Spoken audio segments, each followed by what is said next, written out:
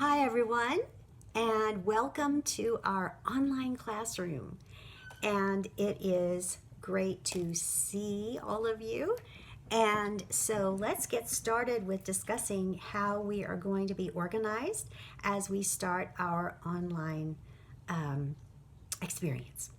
So be sure that you check our class D2L page because I will be posting news items which will come up kind of like our splash page when you come up, when you click on to our classroom, and that'll have very important information that you will want to note.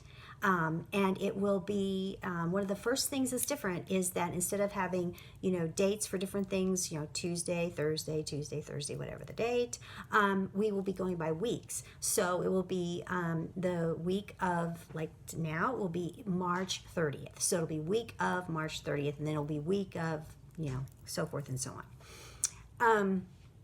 So you want to be sure and go there, and I have some detailed information about how we're going to proceed, and a lot of it is the same. Some of it's even easier than what we were doing. So let's start off with the fact that we're not in a classroom. So in order to get those attendance points stable, you will be doing discussion board posts. Now don't freak out because it's not going to be difficult.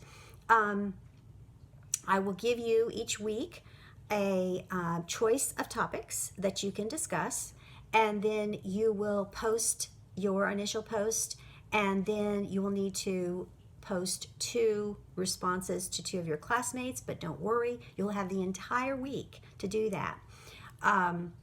So that's how we will do and keep track of attendance. Secondly, we had to postpone our exam number 2. So this week we're going to be doing exam number 2.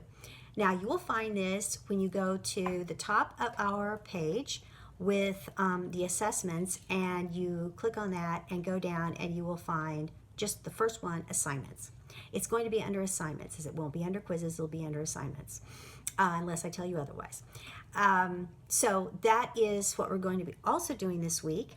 And the page numbers that you will need to have with you for exam number 2 are pages 513 to 534.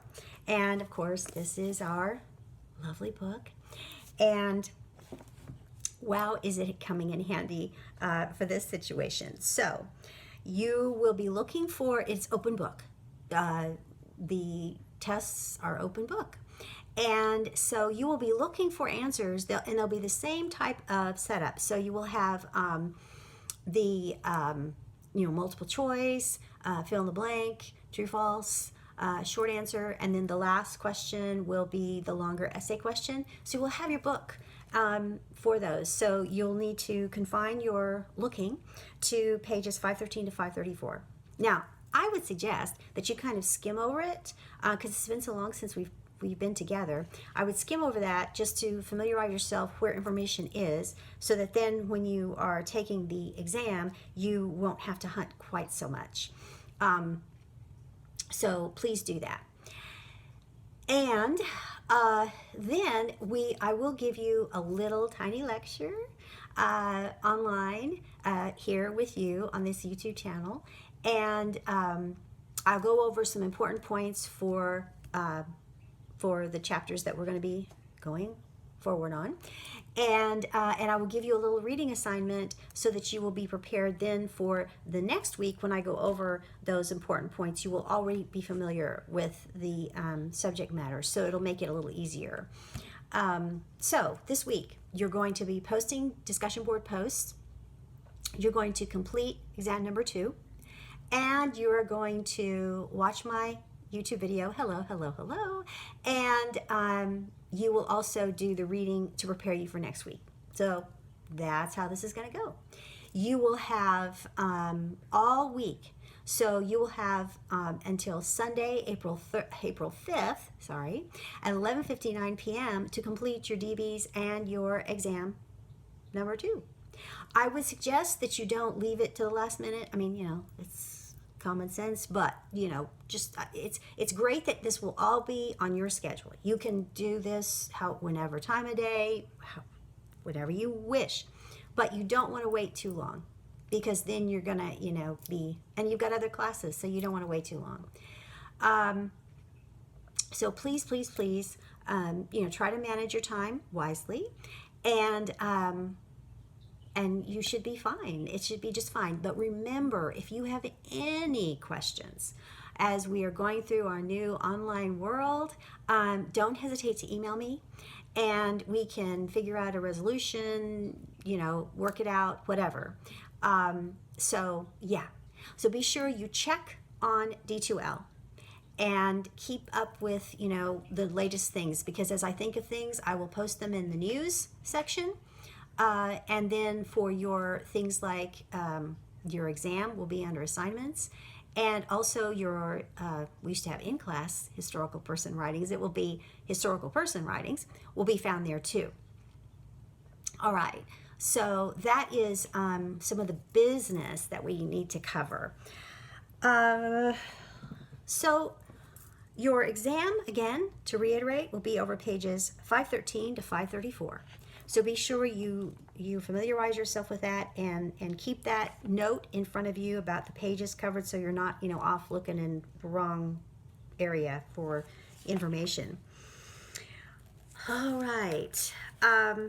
So we will begin on page 535 with our next bunch of information for you and pages covered. So that will, beginning on page 535, will obviously be exam number 3. Okay? All right. So what is talked about, we're going to start off with a splendid little war. And this is something that is the Spanish-American War of 1898. And it didn't last very long. It did, I guess the thing that came out of this in quite striking, in quite a striking way, was the personality of Theodore Roosevelt. And he gets involved with the Spanish-American War.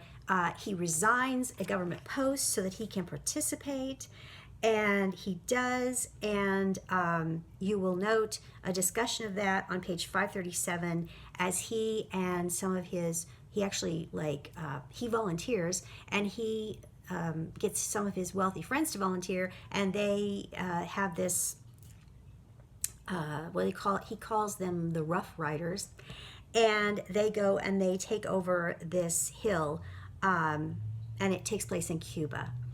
And so this really sets him up to become a national hero, and that will serve him well when he starts to look at becoming elected for different government offices. Now, he was already in the cabinet of the government, but now he will start looking at running for different offices. And the first one that he gets widespread recognition for is that he runs for the governor of New York, and he's successful. And then he takes on the vice presidential candidacy with McKinley in 1900. So he then becomes vice president of the United States, and then of course that leads him to go on to become president of the United States. And he's one of the most well-known presidents, and for many people he's one of the most admired, because he was very much of a take charge, let's get this situation done and fixed, and inspired a lot of confidence from the American people toward him, because they saw him as being someone who didn't just talk but actually did things and acted, and he was also very young to be president, and so he had a lot of energy, and he really evoked a lot of inspiration for people. And so this war, it's called a Splendid Little War, the title of this, because one of the cabinet's members during this time period, and this is on page 536, This is the first full paragraph, the only full paragraph actually. Secretary of State John Hay called the Spanish-American conflict a splendid little war. It only lasted 4 months, and there were fewer than 400 American combat deaths, which is, you know, a good thing. And I'm looking here, there was a very tragic thing that occurred, and this is what started the Spanish-American War, was that there was an American battleship, the USS Maine, and it was in Havana Harbor. And in February 1898, it blows up. And to this day, we still don't know exactly how that happened. However, the Spanish were accused of bombing, torpedoing somehow this ship, and of course it was unprovoked, and it happened in the night, and there were, what does it say at the bottom of page 535, nearly 270 lives were lost. Which I don't know why that says nearly 270 lives. Anyway, so because Spain was, Cuba was its colony, and so this is where all this stuff got started. All right, so we have that is happening towards the end of the 1800s. And then we have some more of American policies looking at places like Cuba, like the Philippines, like Puerto Rico, like Guam. And so these become discussions on whether or not the United States is going to take them on as territories and so forth. So you can read all about that on page 537 and 538, some of the more details about that. Now, on 539 is discussion of the Philippine War. And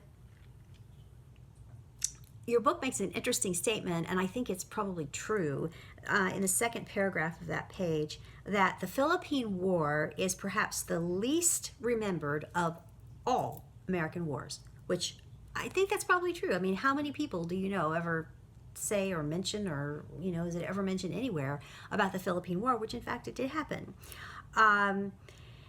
And so what you have is that a Philippine leader, Emilio Aguinaldo, he establishes a provisional government with a constitution modeled on the United States. Now, the idea was that the Philippines, which was a Spanish controlled colony, which they relinquished that after the Spanish-American War, would become independent. But President McKinley, who was president at the time, and remember, Theodore Roosevelt is his vice president at this time, he decides, this is in the second paragraph, he decides to retain possession of the islands. Oops. And so the Philippine people start moving against the United States, because this is not what they wanted.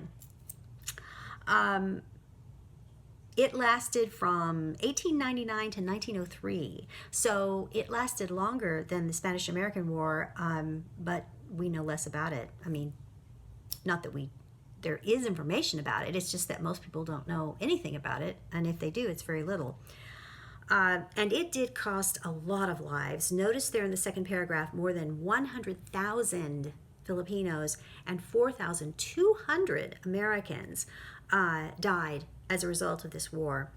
The United States were the victors in this situation. And so immediately after that victory, the Americans start to look at ways to modernize the Philippines. So they start to build railroads and harbors, and they bring in American school teachers, and they try to give agricultural advice to the local farmers. And it was quite an endeavor. It was quite an effort, let's put it that way. And then we have Puerto Rico, which we don't have a war with that. But it becomes also a part of United States territories. But it did get the attention that the Philippines got, and therefore it experienced a lot of poverty during this time. And it says, you'll notice there at the end of the 4th paragraph, that by the 1920s, its residents were among the poorest in the entire Caribbean. So, I mean, wow, that's a huge statement to make, because there's a lot of poverty in the Caribbean still to this day, unfortunately. Okay. And then there's the whole question of whether these people now, Guam, the Philippines, Puerto Rico, whether they are in fact American citizens or not. Are they subjects? And so this is discussed beginning at the very bottom of page 539, and then there's the speeches by Booker T. Washington, W.E.B. Du Bois that I told you need to really know about for the test. So add these 2 pages, please. And then the discussion of the territories taken up by the United States is continued on page 542.